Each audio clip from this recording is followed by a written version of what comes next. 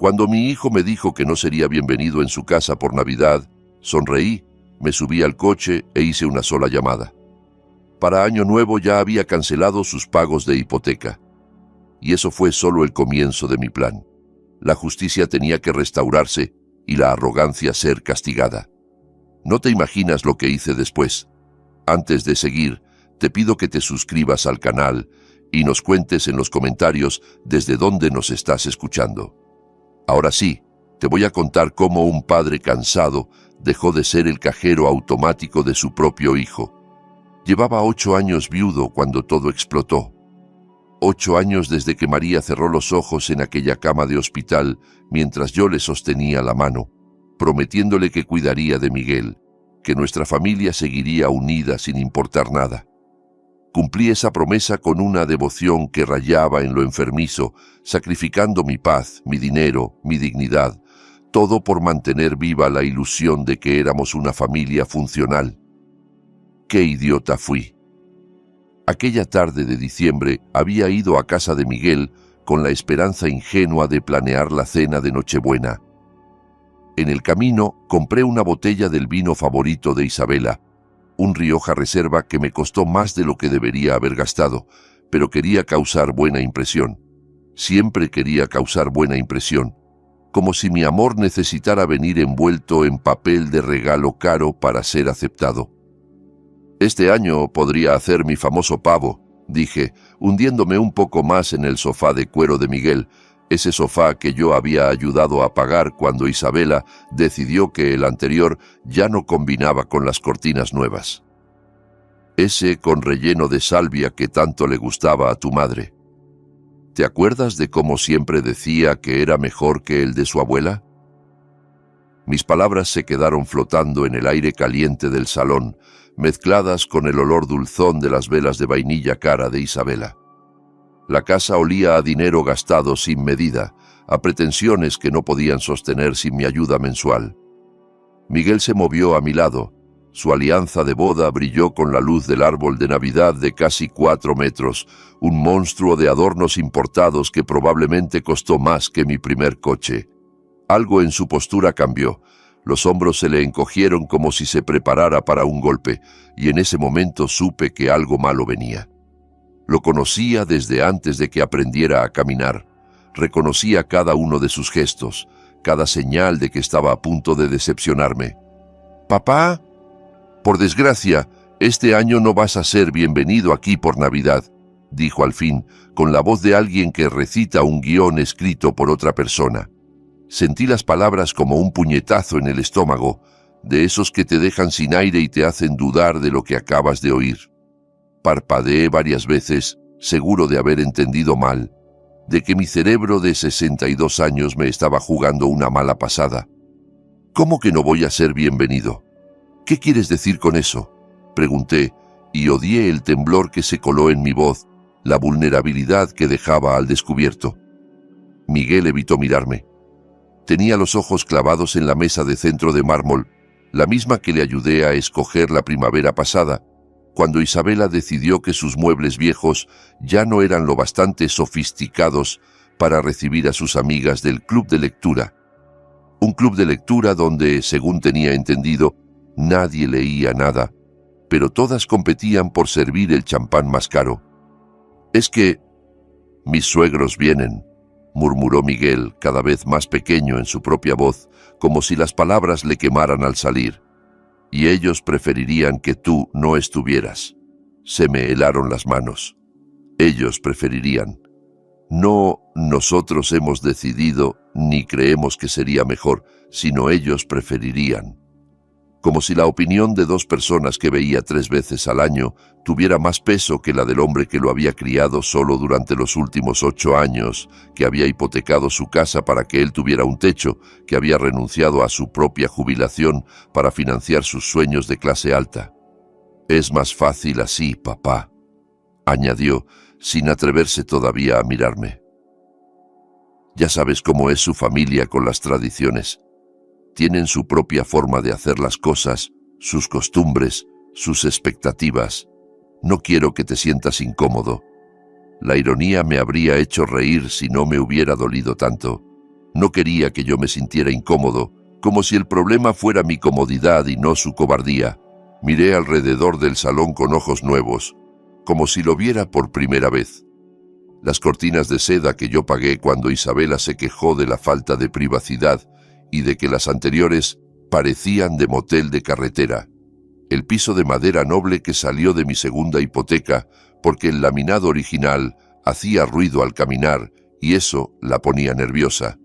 Las molduras del techo que reventaron mi tarjeta de crédito porque un decorador de interiores convenció a Isabela de que eran esenciales para el equilibrio visual del espacio.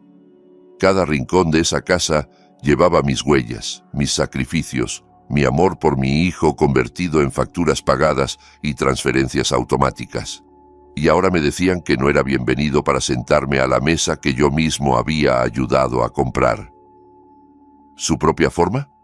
Repetí despacio, saboreando cada palabra como si fuera veneno. ¿Y cuál es esa forma exactamente, Miguel? ¿La forma en la que aceptan mi dinero pero no mi presencia? ¿La forma en la que viven en una casa que yo financié, pero fingen que se la ganaron solos? Miguel se estremeció como si lo hubiera abofeteado, pero no respondió. Nunca respondía cuando las preguntas eran incómodas. Era una habilidad que había perfeccionado desde la adolescencia, ese silencio cobarde que usaba como escudo contra cualquier confrontación. «Papá, por favor, no lo hagas más difícil», susurró al fin. «Ya es bastante complicado para mí. Para él. Era complicado para él. No para el padre que acababa de ser expulsado de la Navidad familiar, sino para el hijo que tenía que dar la noticia». A través del arco hacia la cocina vi la batidora profesional que Isabela necesitaba para su fase de repostería navideña. Una obsesión que duró exactamente 3 semanas antes de que descubriera que hacer galletas desde cero era demasiado laborioso. $2.000 míos plantados en esa encimera de granito, usados quizá 2 veces desde octubre, ahora convertidos en un adorno más de su cocina de revista. Junto a la batidora, el robot de cocina que pidió para su cumpleaños. Al lado, la cafetera italiana que necesitaba para impresionar a sus invitados. Mi dinero, transformado en electrodomésticos que acumulaban polvo mientras yo comía sándwiches de crema de cacahuate para llegar a fin de mes. ¿Y entonces dónde voy a pasar yo la Navidad?, pregunté más bajo de lo que pretendía, con una voz que sonaba a derrota incluso para mis propios oídos. La cara de Miguel se desmoronó, pero no de culpa genuina, sino del fastidio de alguien que esperaba que su problema se resolviera solo y descubre que va a tener que lidiar con las consecuencias de sus decisiones. Tal vez podrías, no sé, visitar a la tía Rosa, sugirió, como si acabara de tener una idea brillante. O hacemos algo el fin de semana siguiente, tú y yo, solos. Sin Isabela, sin sus padres. Algo tranquilo. El fin de semana siguiente, como si la Navidad fuera solo otra cita en el calendario que se podía mover por comodidad, como una reunión de trabajo o una cita con el dentista.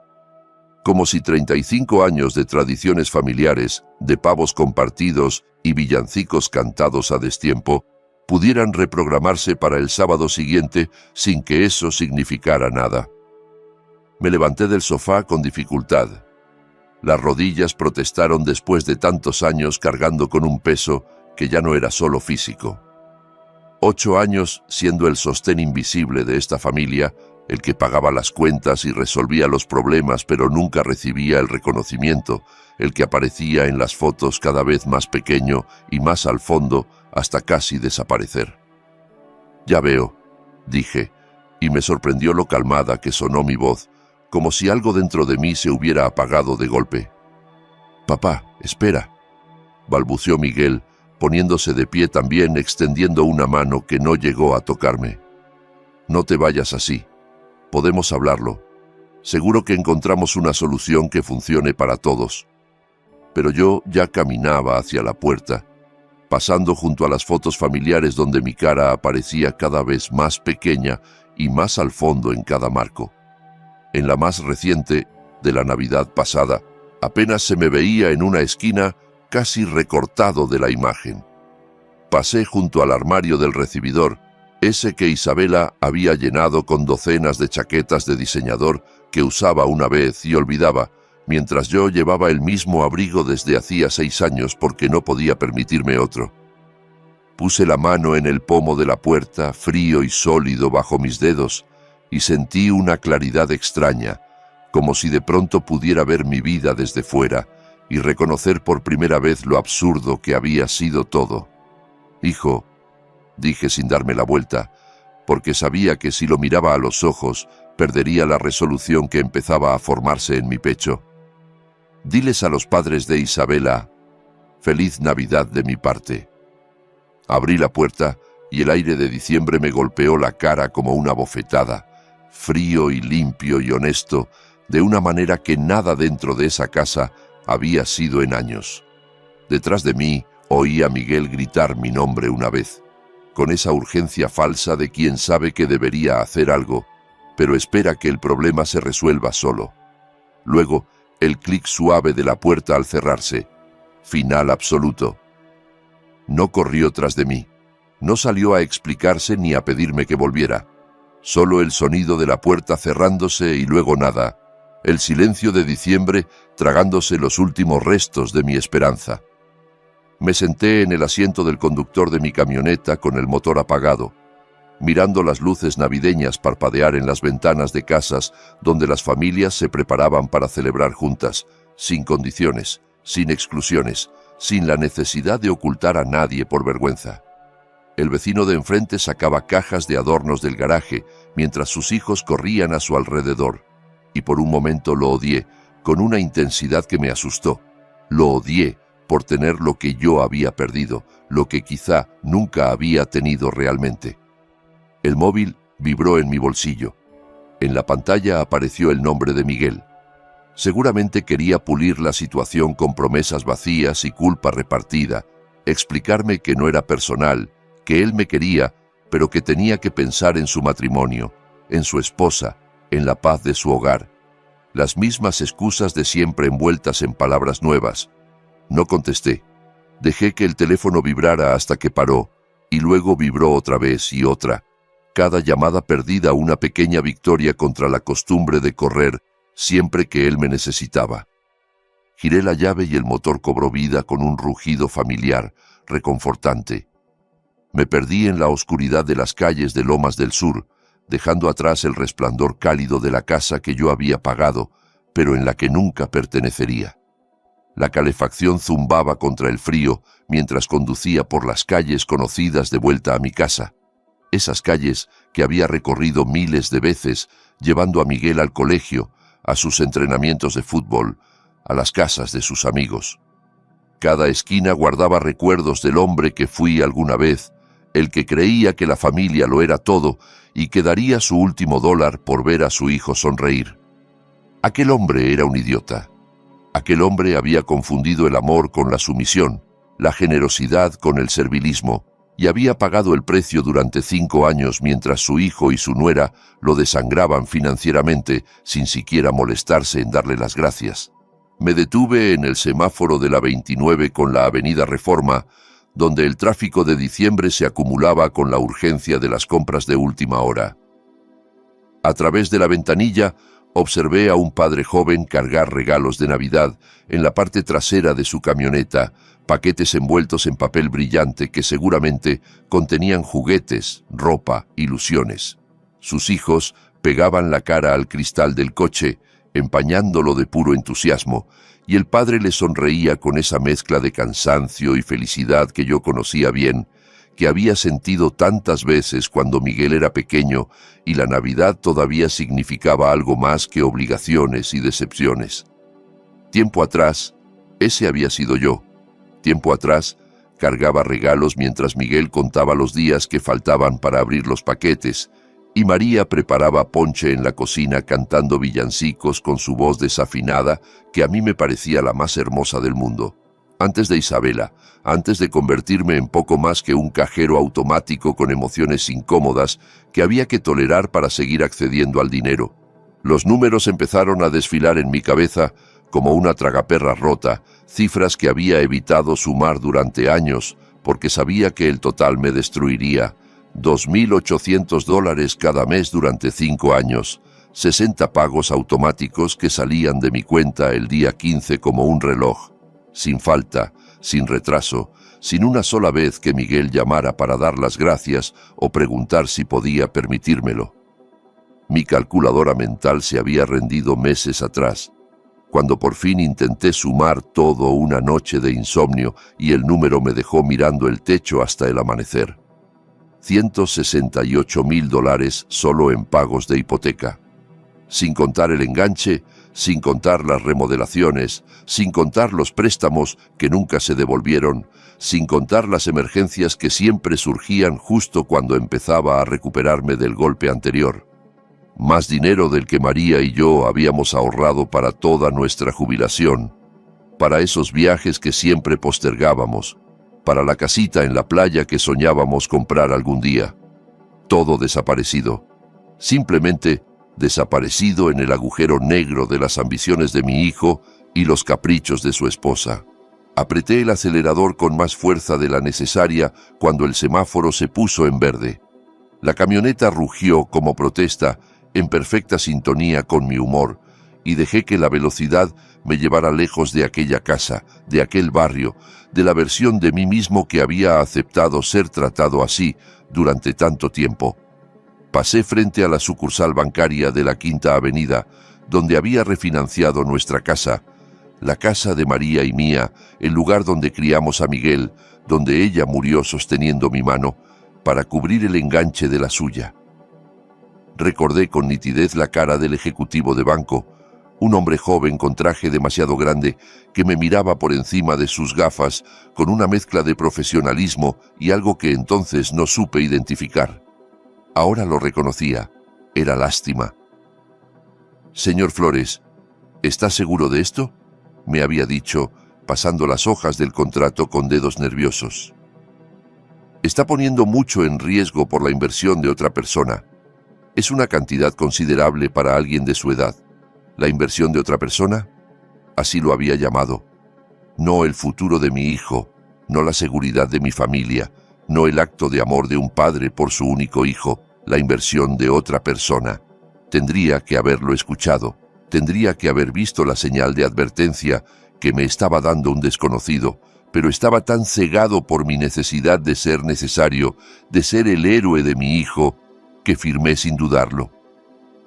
Doblé por la calle Juárez, donde 3 años después tomé una segunda hipoteca cuando Miguel perdió el trabajo en aquella agencia de publicidad que pagaba bien pero exigía resultados.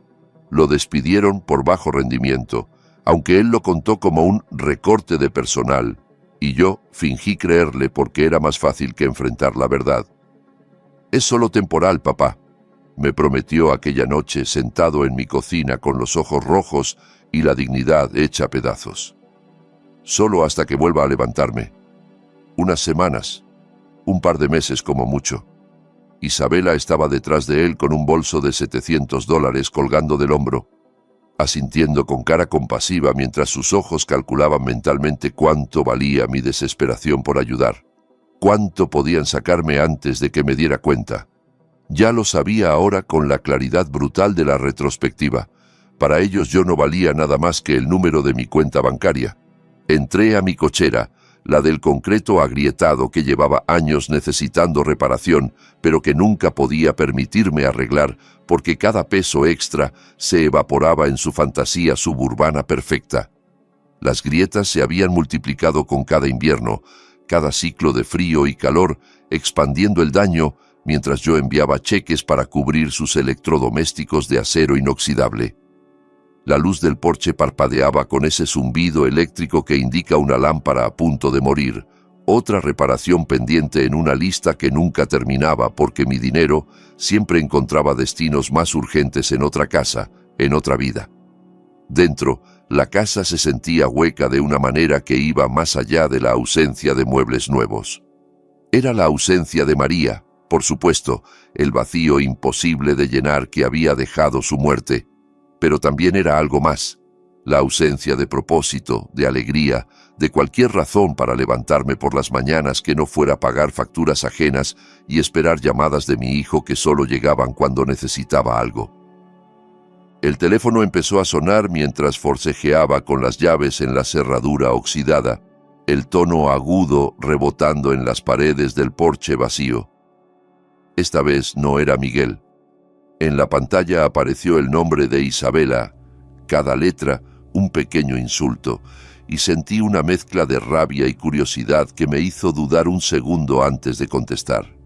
Probablemente quería explicarme por qué yo no era lo bastante bueno para las delicadas sensibilidades de sus padres, suavizar el golpe con excusas elegantes y esa voz de miel falsa que usaba cuando quería algo. Encajaba a la perfección. Llevaba 5 años esperando que alguien me dijera directamente lo que todos pensaban.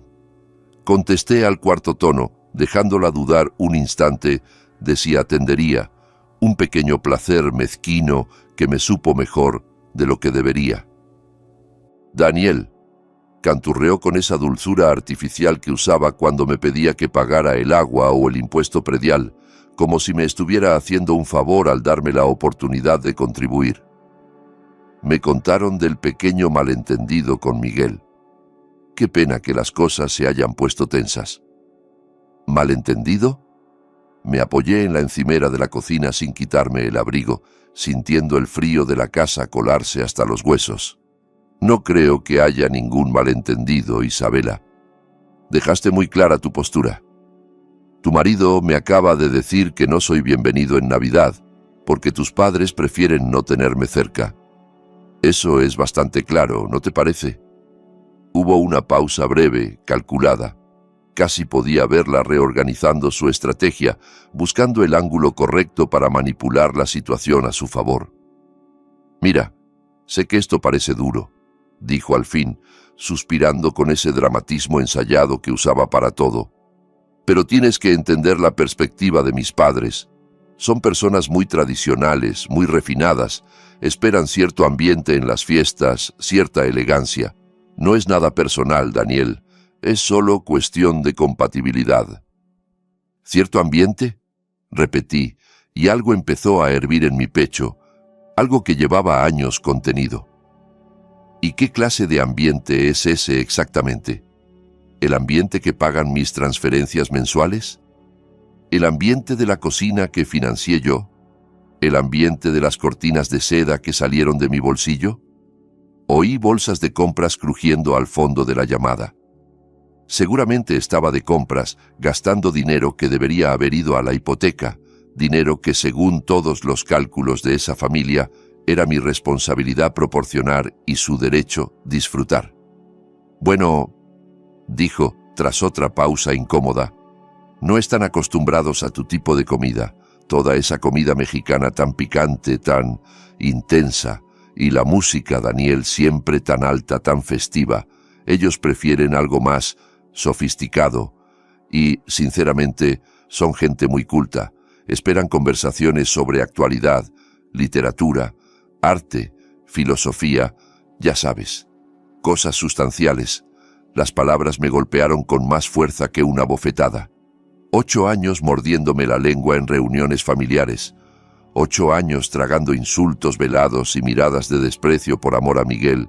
8 años haciendo como que no veía cómo ella me trataba como si fuera el personal de servicio que tuvo la desfachatez de sentarse a la mesa. ¿Mi tipo de comida? Pregunté con la voz tan plana que casi no la reconocí. ¿Te refieres a la comida que comiste todos los domingos durante 3 años cuando ustedes iban justos de dinero? Los tamales que hacía mi madre, la receta que me enseñó cuando era niño, esos que decías que te recordaban a tu abuela, la salsa de mi jardín que jurabas que era la mejor que habías probado. Eso era diferente, contestó, perdiendo la paciencia, dejando que se asomara la mujer real detrás de la máscara de cortesía. En ese momento lo agradecíamos porque no teníamos opciones, pero ahora, con mis padres aquí, con el nivel de vida que hemos construido, las cosas han cambiado, Daniel.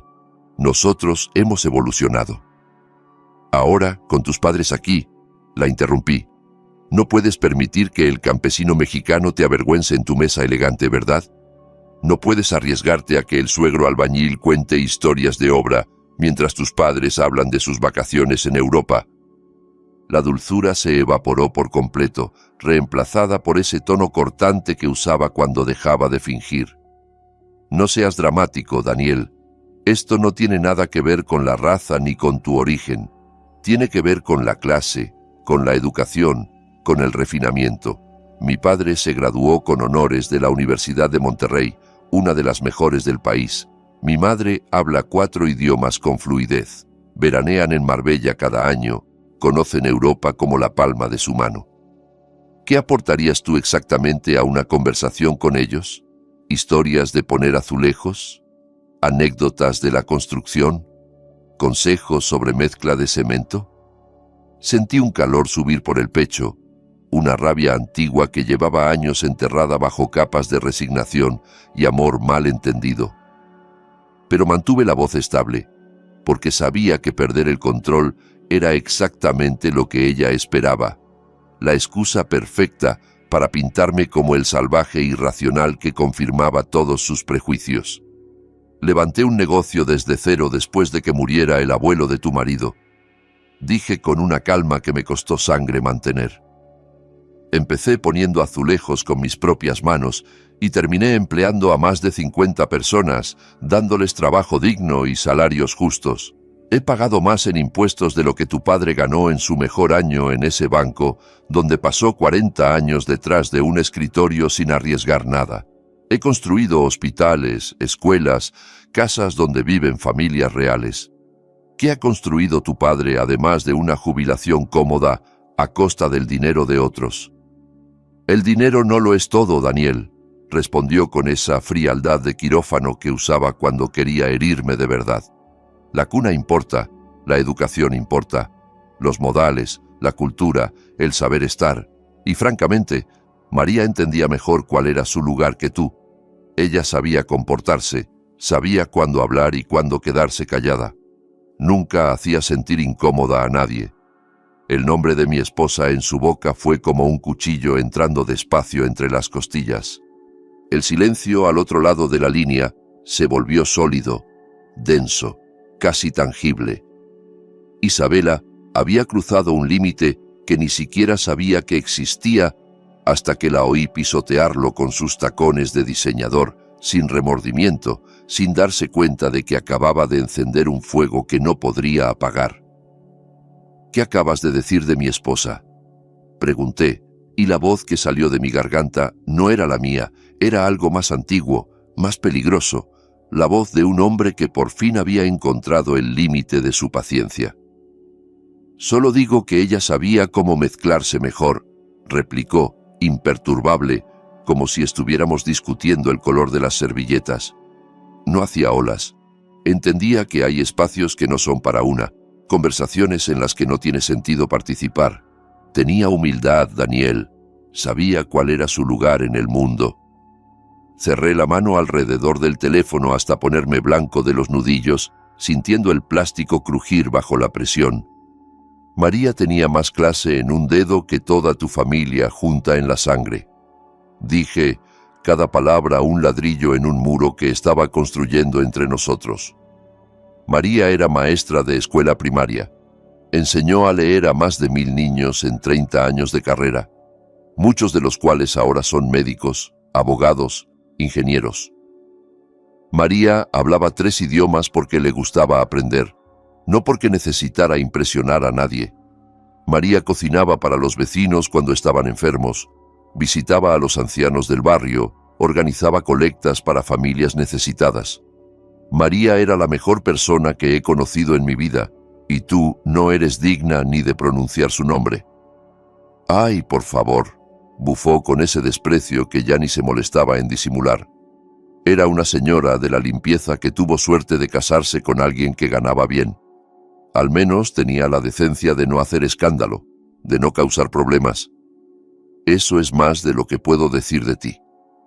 Isabela, dije, bajando la voz hasta convertirla en algo apenas más fuerte que un susurro. Escucha con mucha atención lo que te voy a decir. Esta conversación se ha terminado. Se acabó fingir que somos familia. Se acabó pretender que hay algo entre nosotros además de las transferencias bancarias. No puedes simplemente... empezó ella con ese tono indignado de quien no está acostumbrada a que le lleven la contraria. Se acabó, repetí, y colgué antes de que pudiera añadir una palabra más. Dejé el teléfono con cuidado sobre la encimera, sorprendido de que las manos me temblaran menos de lo que esperaba. Algo había cambiado en los últimos minutos, algo fundamental se había roto dentro de mí, y en su lugar había crecido una claridad que no sentía desde hacía años. La cocina se veía diferente bajo esa luz nueva, más pequeña pero más limpia, como si de pronto hubieran abierto una ventana que llevaba cerrada demasiado tiempo. Fui al escritorio del rincón, ese mueble viejo que María había elegido en un mercadillo de antigüedades 30 años atrás, y saqué la carpeta manila que llevaba meses evitando mirar.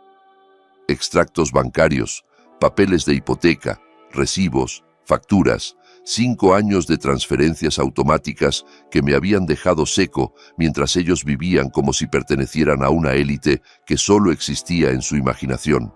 Ya era hora de detener la hemorragia. Extendí los documentos sobre la mesa de la cocina como si fueran pruebas de una escena del crimen. 5 años de estados de cuenta, cada uno con la misma línea repetida como un mantra de mi estupidez. Transferencia automática. $2.800, cuenta del Banco del Norte terminada en 7423, el día 15 de cada mes sin falta, sin retraso, sin una sola vez que considerara detenerlo. Cogí la calculadora y empecé a sumar, aunque ya conocía los números de memoria, aunque cada cifra estaba grabada en mi cerebro como una cicatriz. El primer año, $33.600 que podían haber ido a reparar mi casa, a cambiar el coche que ya empezaba a fallar, a tomarme unas vacaciones por primera vez desde que murió María. El segundo año, otros $33.600 mientras yo cancelaba la suscripción al periódico porque no podía justificar el gasto. Para el tercer año, había dejado de comprarme ropa nueva y usaba los mismos pantalones hasta que los parches ya no aguantaban más parches. En el cuarto año, empecé a hacer la compra en supermercados de descuento, comprando marcas genéricas y productos a punto de caducar, porque cada peso ahorrado era un peso que podía enviar a la casa de cristal y cartón de mi hijo. Este quinto año había sido el peor. Llevaba meses comiendo sándwiches de crema de cacahuate para desayunar, almorzar y cenar algunos días, porque la comida real se había convertido en un lujo que no podía permitirme. Había vendido las herramientas buenas que usaba para trabajos pequeños de carpintería, la cámara de fotos que María me regaló en nuestro 20º aniversario, los libros de primera edición que coleccionaba desde la universidad. Todo sacrificado en el altar de mantener a flote una familia que me consideraba un estorbo vergonzoso. $168.000 en pagos de hipoteca, sin contar el enganche de $47.000 que salió de refinanciar mi propia casa, sin contar los $18.000 de la cocina nueva, sin contar los $12.000 del coche de Isabela cuando el suyo ya no proyectaba la imagen correcta, sin contar las docenas de emergencias que siempre surgían en el peor momento, el veterinario del perro que nunca tuvieron, las reparaciones del techo que nunca se hicieron, los gastos médicos de enfermedades que sospecho nunca existieron. Me recosté en la silla hasta que las cifras se me emborronaron, hasta que dejaron de ser números y se convirtieron en años perdidos, oportunidades desperdiciadas, una jubilación que nunca llegaría, el dinero del seguro de vida de María, mis ahorros de toda la carrera, el fondo universitario que habíamos empezado para unos nietos que ahora, por lo visto, nunca me dejarían conocer. Todo eso vertido en una casa donde yo no era bienvenido ni para cenar una noche al año, donde mi presencia era considerada una molestia que había que tolerar en el mejor de los casos y un problema que había que eliminar en el peor. Alargué la mano hacia el teléfono y busqué el número del banco, moviéndome con la precisión de alguien que por fin sabe exactamente lo que tiene que hacer. El sistema automático me recibió con esa voz neutra y profesional que ofrece opciones en inglés y en español, como si el idioma que eligiera fuera a cambiar algo. Marqué la opción de atención al cliente y esperé, escuchando una versión instrumental de villancicos navideños mientras contaba los segundos. Servicio al cliente, le atiende Jennifer. ¿En qué puedo ayudarle esta noche? La voz era joven, profesional, probablemente una chica trabajando el turno de noche para pagarse la universidad. Necesito cancelar una transferencia automática, dije, y mi voz sonó más firme de lo que me sentía por dentro, como si otra persona estuviera hablando a través de mí. Claro, señor, necesitaré su número de cuenta y algunos datos de verificación para proceder. Recité los números de memoria mientras escuchaba el tecleo rápido de sus dedos sobre el teclado. Profesional, eficiente, sin una pizca de juicio sobre por qué un hombre de 62 años estaba cancelando lo que probablemente parecía ser el pago de la hipoteca de un hijo. No podía saber que estaba presenciando el final de 5 años de explotación sistemática, y tampoco era su trabajo saberlo. Ya veo la transferencia a la que se refiere, señor Flores, dijo al cabo de unos segundos. $2.800 mensuales al Banco del Norte, cuenta terminada en 7423. Tenemos registros desde hace 5 años. ¿Es correcta esta información? Correcta, confirmé. ¿Y quiere cancelarla con efecto inmediato? Hubo una pausa casi imperceptible, probablemente de sorpresa. El próximo pago está programado para el 15 de este mes.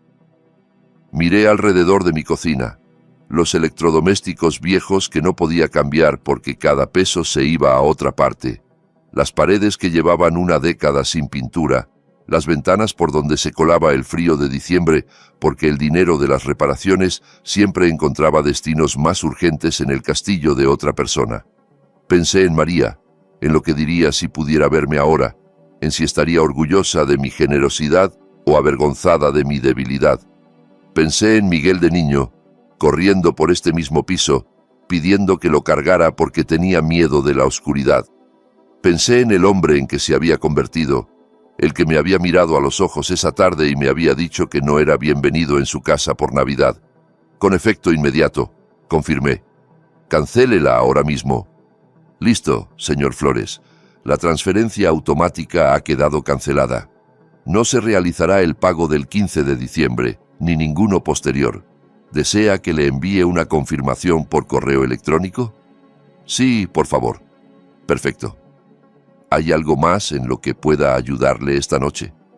No, respondí, y me sorprendió lo bien que se sintió esa simple palabra de 2 letras, lo liberadora que era la negación después de años de decir que sí a todo. No, eso es todo. Muchas gracias, Jennifer. Colgué y me quedé sentado en el silencio repentino de mi cocina, escuchando los ruidos de la casa, el zumbido del refrigerador viejo, el goteo del grifo que necesitaba una arandela nueva, los crujidos de una estructura que había envejecido conmigo.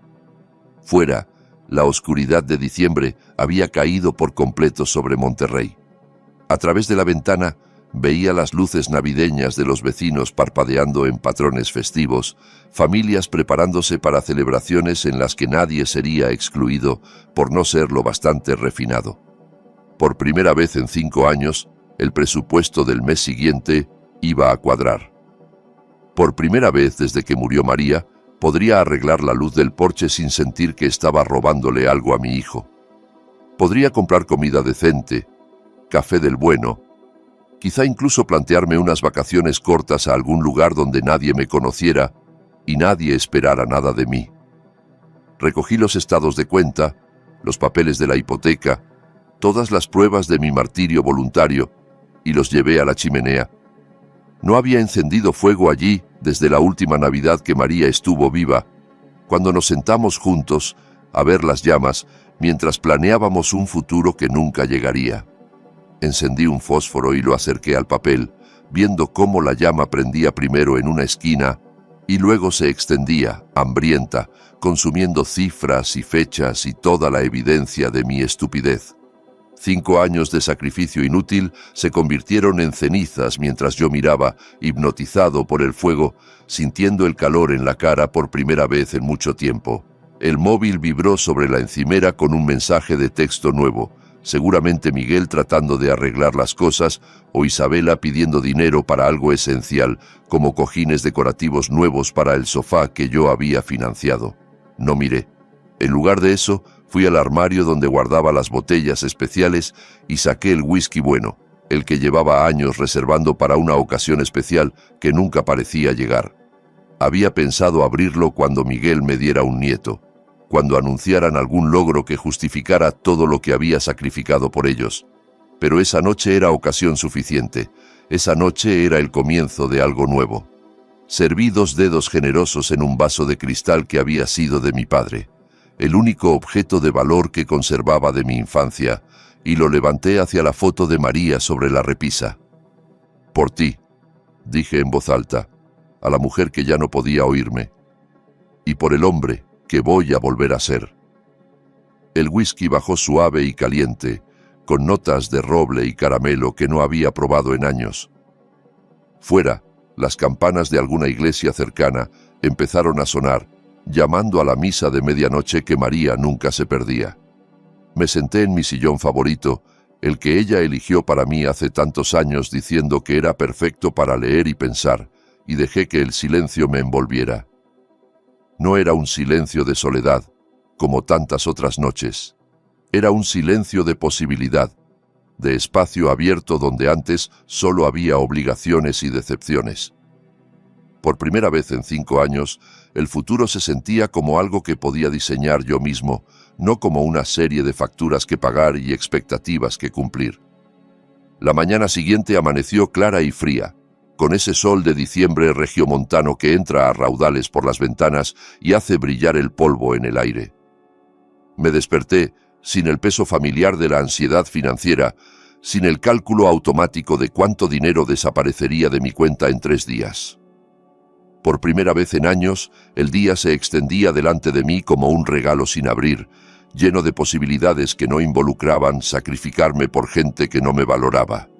Preparé café del bueno, el colombiano de origen único que llevaba meses mirando en el supermercado sin atreverme a comprarlo, y me senté a disfrutarlo en la mesa de la cocina mientras el vapor se retorcía en el aire frío. A las 10:47, el teléfono rompió el silencio. El nombre de Isabela parpadeó en la pantalla como una señal de advertencia, como esas luces rojas que te indican que no pases, que hay peligro adelante. Contesté por pura curiosidad, preguntándome qué nueva exigencia tendría tan temprano. «Daniel», dijo con ese tono de impaciencia apenas disimulada que usaba cuando algo no iba según sus planes. «Necesito que vayas a recoger a mis padres al aeropuerto de Monterrey.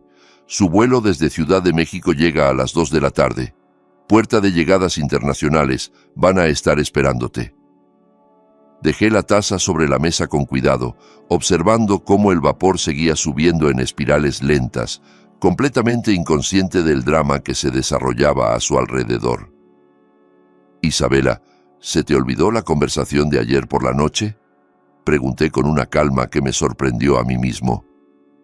«¿La parte donde me dijiste que tu familia era demasiado refinada para compartir mesa conmigo? Mira, sea lo que sea eso que pasó, lo que se dijo, ahora tenemos que centrarnos en lo práctico», replicó, descartando horas de insultos como si fueran un malentendido sin importancia. «Mis padres necesitan transporte desde el aeropuerto y tú eres el único que tiene tiempo libre durante el día. Miguel está trabajando, yo tengo citas y un taxi les parece demasiado impersonal después de un vuelo tan largo». La desfachatez me dejó sin palabras durante varios segundos, tiempo que ella aprovechó para seguir hablando, llenando el silencio con justificaciones que sonaban cada vez más absurdas. Menos de 24 horas después de decirme que yo no era digno de compartir la cena de Navidad con su ilustre familia, pretendía que fuera su chofer personal, que recogiera a las mismas personas cuya delicada sensibilidad no podía tolerar mi presencia en su mesa. «¿Y me lo pides a mí porque...?» Dejé la pregunta flotando, genuinamente curioso de ver cómo justificaba semejante contradicción.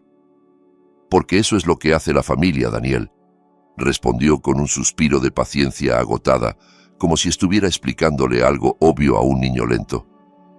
La familia se ayuda.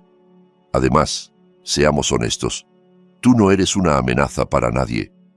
No eres mi rival ni mi competencia. Eres demasiado manso, demasiado simple para eso.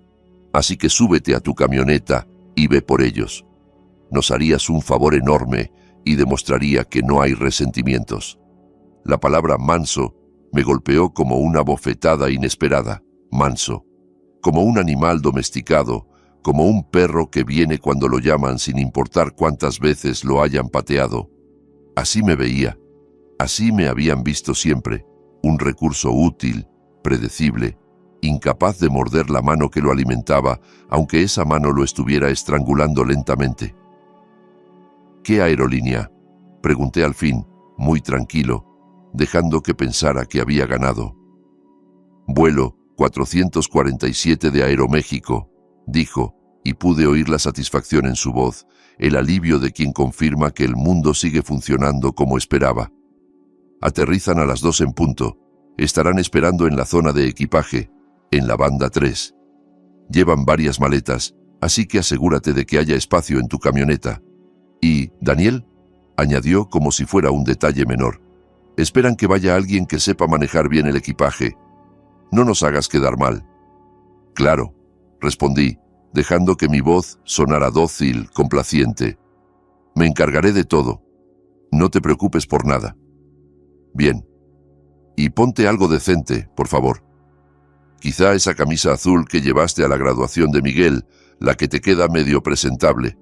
Mis padres se fijan en esos detalles, primeras impresiones y todo eso. Colgó sin dar las gracias, sin un por favor, sin reconocer siquiera que me estaba pidiendo un favor enorme después de haberme humillado la noche anterior. Miré el reloj de pared sobre el fregadero. 10:52.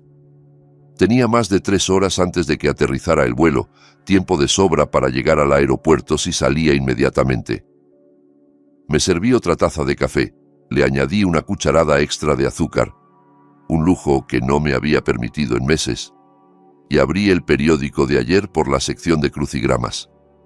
Había uno a medio terminar que había dejado la noche anterior, demasiado cansado para concentrarme. Gratificación aplazada, 12 letras. Sonreí mientras el café me calentaba las manos y el sol de diciembre entraba por la ventana. La respuesta se me ocurriría en algún momento. Tenía todo el tiempo del mundo. A las 2:15 de la tarde estaba cómodamente instalado en mi sillón favorito, con una taza de té Earl Grey recién hecho humeando sobre la mesa baja y la edición dominical del Diario de Monterrey desplegada sobre mis rodillas. El crucigrama de ayer yacía completado junto a la taza, con todas las casillas llenas de mi letra pequeña y ordenada. La respuesta a gratificación aplazada había resultado ser postergación, una palabra que de pronto me parecía tremendamente apropiada para describir mi situación. Llevaba 5 años postergando mi propia vida, mis propias necesidades, mis propios deseos, todo en nombre de una familia que me consideraba prescindible. Ya no más. El sol de diciembre entraba oblicuo por las ventanas del salón, calentando el espacio donde había pasado tantas noches solo, contando las horas hasta la próxima transferencia, calculando cuánto tendría que recortar de mi presupuesto para cubrir alguna nueva emergencia inventada. Aquella tarde el silencio se sentía diferente. Era un silencio ganado, elegido, lleno de una paz que llevaba años sin experimentar. El teléfono vibró sobre la madera de la mesa baja. La pantalla mostraba el nombre de Isabela. Dejé que sonara una vez, 2 veces, 3, 4, hasta que saltó el buzón de voz. Volví a mi periódico, pasando las páginas con la calma de alguien que tiene toda la tarde por delante y ninguna obligación urgente que atender. A las 2:47 llegó un mensaje de texto que no abrí, pero cuyo avance pude ver. Papá, ¿dónde estás? Mis padres ya aterrizaron y están esperando. Puse el móvil boca abajo y seguí con la sección de deportes. Los Rayados habían vuelto a perder contra Tigres en el Clásico Regio, lo cual no sorprendía a nadie que siguiera el fútbol local. Algunas cosas no cambiaban nunca, como la rivalidad entre equipos o la tendencia de ciertas personas a esperar que otros resolvieran sus problemas.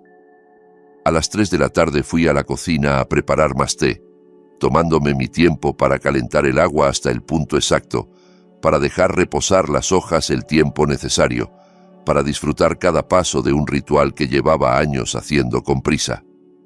El teléfono había vibrado 4 veces más mientras preparaba el té. A las 3:30 ya llevaba 6 llamadas perdidas y varios mensajes que no había leído. Me senté en la cocina a reorganizar el cajón desastre, ese que todos tenemos y todos evitamos, lleno de pilas gastadas, menús de restaurantes que ya no existen, llaves de cerraduras olvidadas y recibos de compras que hicimos hace años. Era una tarea que llevaba meses postergando, otra vez esa palabra, porque siempre había algo más urgente, alguna crisis ajena que atender, algún cheque que escribir para problemas que no eran míos. La 7ª llamada llegó a las 3:45, esta vez desde un número desconocido con prefijo de Ciudad de México. Seguramente los padres de Isabela, usando el teléfono de alguien en el aeropuerto para intentar localizar a su chofer desaparecido. Dejé sonar también esa llamada, imaginando sus caras de incredulidad al descubrir que el hombre manso no había aparecido, que la bestia de carga se había negado a cargar esta vez. Afuera, un vecino estaba colgando luces navideñas en su porche mientras sus niños corrían por el jardín con esa energía inagotable que solo diciembre parece darles. Los observé un rato desde la ventana de la cocina, recordando cuando Miguel tenía esa edad, cuando las navidades eran sinónimo de emoción y no de exclusión. Familias normales haciendo cosas normales, decorando sus casas, preparando galletas, planeando reuniones donde todo el mundo era bienvenido, nadie varado en ningún aeropuerto esperando a alguien que no llegaría nunca. A las 4:15, el teléfono empezó a sonar casi sin parar, como si todas las líneas de comunicación de la familia Jiménez se hubieran coordinado para atacar simultáneamente. Primero Isabela, luego Miguel, luego el número desconocido, luego Isabela otra vez. El zumbido constante se volvió un insecto furioso, atrapado contra el cristal de mi paciencia. Desenchufé el teléfono fijo de la pared con un gesto decidido y apagué el móvil, disfrutando del clic final que trajo el silencio. Me preparé un sándwich de queso a la plancha, como los que hacía María los domingos por la noche, con pan de masa madre y queso manchego que se fundía hasta formar hilos dorados y crujientes en los bordes. Calenté una lata de sopa de tomate en la olla pequeña, esa comida de consuelo que no me había permitido en meses porque cada peso del supermercado estaba calculado para maximizar la cantidad y minimizar el placer. El queso se doró perfectamente. La sopa humeaba en mi taza favorita, la que dice mejor papá del mundo, que Miguel me regaló cuando tenía 10 años y todavía me admiraba. Y el silencio de la casa se sentía como un abrazo en lugar de un vacío. Comí despacio, saboreando cada bocado, viendo cómo el sol de invierno empezaba a caer y las sombras se alargaban sobre el patio trasero. En algún lugar del otro lado de la ciudad, 3 personas estarían en el estacionamiento del aeropuerto discutiendo sobre el costo de un taxi y preguntándose cómo se atrevía su chofer personal, su hombre manso, su cajero automático con piernas, a plantarlos de esa manera. El pensamiento le dio mejor sabor a la sopa de lo que la receta merecía. A las 5 de la tarde había terminado de cenar, cargado el lavavajillas, limpiado la cocina y estaba decidiendo qué película ver. Hacía años que no disponía de una tarde entera para mí mismo, sin preocuparme por llamadas de emergencia pidiendo dinero o favores de última hora. Estaba considerando una película clásica que María y yo solíamos ver juntos. Casablanca, quizá, o Lo que el viento se llevó, cuando el estruendo empezó en la puerta principal. No tocaban, aporreaban, con esa violencia que hace vibrar el marco de madera y suena a furia contenida a punto de explotar. Los golpes eran rítmicos, insistentes, como si quisieran derribar la puerta a pura fuerza de voluntad. Dejé el control remoto sobre el sofá, y caminé despacio hacia el recibidor, sabiendo perfectamente a quién encontraría al otro lado. Los golpes se hicieron más fuertes con cada paso que daba, cada vez más rabiosos, como si mi demora fuera una ofensa adicional que añadir a la lista. Por la mirilla de la puerta vi 3 siluetas apretadas en mi pequeño porche, los rostros distorsionados por el cristal pero perfectamente reconocibles. Carlos Jiménez con la cara roja de furia, Cecilia detrás con expresión de indignación ofendida, e Isabela cerrando la formación con los brazos cruzados y el ceño fruncido. Parecían un ejército a punto de asaltar una fortaleza enemiga, convencidos de su superioridad moral y su derecho a exigir explicaciones. Abrí la puerta con calma y me encontré la cara roja de Carlos a centímetros de la mía, tan cerca que podía oler su colonia cara, mezclada con el sudor del enfado. «¿Qué demonios te pasa?», gritó, empujando la puerta y entrando a mi salón sin esperar invitación, como si mi casa fuera una extensión de su territorio. «¿Tienes idea de lo que nos hiciste? Nos quedamos esperando en ese maldito aeropuerto más de 3 horas. 3 horas, Daniel, como indigentes». Cecilia lo siguió de cerca, con el peinado perfecto completamente arruinado y los labios apretados en una línea de disgusto que le envejecía 10 años. «Esto es completamente inaceptable», declaró con ese tono de maestra de escuela cara regañando a un niño problemático.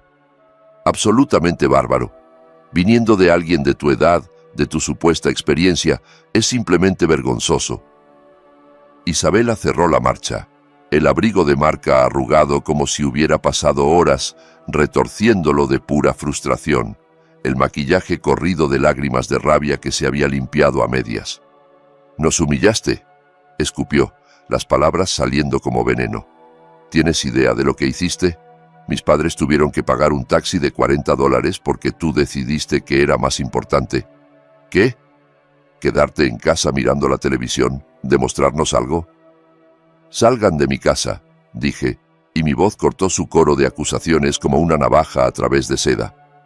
No grité, no levanté el tono, simplemente hablé con una firmeza que me sorprendió a mí mismo y los dejó momentáneamente mudos. Se quedaron congelados en sus posiciones de ataque, claramente sorprendidos de encontrar resistencia donde esperaban sumisión. Carlos fue el primero en recuperarse, su cara pasando del rojo al púrpura con una velocidad alarmante. «¿Perdón?», preguntó como si no hubiera oído bien, como si la idea de que yo pudiera darles una orden fuera tan absurda que necesitaba confirmación. «¿Perdón? No estás en posición de dar órdenes, amigo. No después de lo que hiciste hoy. No después de dejarnos tirados como si fuéramos basura. Esta es mi casa», repetí, sin moverme del marco de la puerta, manteniendo una calma que empezaba a asustarme porque se sentía demasiado natural, demasiado correcta. «La casa que pagué con mi trabajo, que mantuve con mi esfuerzo, donde vivo con las reglas que yo decido. Y quiero que se vayan. Ahora mismo». Cecilia dio un paso hacia mí, con esa condescendencia refinada que había perfeccionado después de décadas mirando por encima del hombro a gente como yo, a gente que trabajaba con las manos, que sudaba para ganarse la vida, que no tenía títulos universitarios colgados en las paredes. «Daniel, claramente no entiendes la magnitud de tu error», dijo, hablándome como si fuera un sirviente particularmente lento. «No entiendes con quién estás tratando. Mi marido tiene contactos en toda la ciudad, contactos empresariales, sociales, políticos. No puedes tratar así a personas como nosotros y pensar que no habrá consecuencias. Hay formas de hacer las cosas, protocolos, y tú los has violado todos». «Esto era una lección», la interrumpí sosteniéndole la mirada sin parpadear, disfrutando de cómo su expresión de superioridad se desmoronaba. Una lección sobre su arrogancia excesiva, sobre cómo tratan a la gente que consideran inferior, sobre lo que pasa cuando confunden la bondad con la debilidad. Ayer me dijeron que no era bienvenido en la cena de Navidad porque mi presencia incomodaba a sus delicadas sensibilidades. Hoy descubrieron que las consecuencias de esa decisión van en ambas direcciones. La boca de Isabela se abrió como si fuera a gritar, pero ningún sonido salió. Por primera vez desde que la conocía, parecía genuinamente sin palabras, incapaz de procesar la idea de que alguien, a quien consideraba completamente domesticado, pudiera morderle la mano de esta manera. ¿Una lección?, preguntó al fin, con una voz que temblaba entre la rabia y la incredulidad. ¿Quién te crees que eres para enseñarle nada a nadie? No eres nadie, Daniel. Eres Soy alguien que por fin dejó de ser su cajero automático y su chofer. Completé por ella, apartándome del marco y abriendo la puerta de par en par para facilitar su salida. Soy alguien que durante 5 años mantuvo su casa, pagó sus facturas y aguantó sus insultos porque creía que era lo correcto, porque pensaba que la familia lo justificaba todo. Pero ustedes me enseñaron ayer que no somos familia, que nunca lo fuimos realmente. Así que la lección ha terminado. Pueden irse. Carlos me señaló con el dedo, temblando de furia contenida, pero no se atrevió a tocarme. Algo en mi expresión, algo en la manera en que lo miraba sin miedo ni vergüenza, lo mantuvo a distancia segura.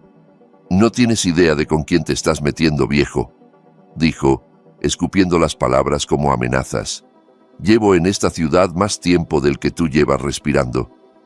Conozco gente importante, gente que puede hacerte la vida muy, muy difícil.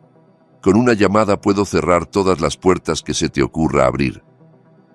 «¿Eso es una amenaza, señor Jiménez?», pregunté, casi divertido por el cliché de película barata en que se estaba convirtiendo la escena. «Es una promesa», gruñó, acercándose un paso. «¿Crees que abandonar a una pareja mayor en un aeropuerto, tratarnos como si fuéramos mendigos esperando limosna, es algo que puedes hacer sin consecuencias? Vas a aprender lo equivocado que estás. Voy a asegurarme personalmente de que lo aprendas». Cecilia asintió detrás de él, recuperando algo de su compostura aristocrática, ahora que su marido había tomado el control de la situación, ahora que podía refugiarse en su sombra en lugar de enfrentarme directamente. «En efecto», añadió con una sonrisa fría que no llegaba a sus ojos. «Las acciones tienen consecuencias, Daniel, y las tuyas van a ser muy públicas. Todo Monterrey va a saber qué clase de persona eres realmente». «Papá, vámonos», intervino Isabela, tirando del brazo de su padre con urgencia. «Este viejo patético no merece más de nuestro tiempo. Ya encontraremos la manera de hacerle pagar por esto. Salieron de mi casa como un ejército derrotado que pretende no serlo, con la espalda rígida y los movimientos bruscos de quienes no están acostumbrados a perder». Pero Carlos se volvió una última vez en el umbral, su silueta recortada contra las luces navideñas del porche del vecino. «Te vas a arrepentir de esto», dijo, y había algo en su voz que ya no era rabia, sino algo más frío, más calculado. «Te lo garantizo». Cerré la puerta tras ellos y eché el cerrojo con un clic que resonó en el silencio de la casa como un punto final. Desde la ventana del salón los vi subir al coche de renta, todavía discutiendo mientras Carlos gesticulaba y Cecilia hablaba por teléfono con alguien, probablemente ya movilizando sus contactos. Se perdieron en la oscuridad de diciembre y la calle volvió a quedar tranquila, solo las luces navideñas parpadeando en casas donde la gente celebraba sin dramas ni amenazas. La casa se sintió más limpia sin ellos, como si su presencia hubiera dejado una mancha invisible que empezaba por fin a desaparecer, como si el aire mismo fuera más fácil de respirar ahora que se habían ido. Pero sus palabras se quedaron flotando en el silencio. Consecuencias públicas, gente importante, contactos. Carlos Jiménez no era un hombre que amenazara en vacío. Había construido toda su carrera bancaria sobre la base de hacer que las cosas sucedieran, de mover los hilos correctos en el momento preciso.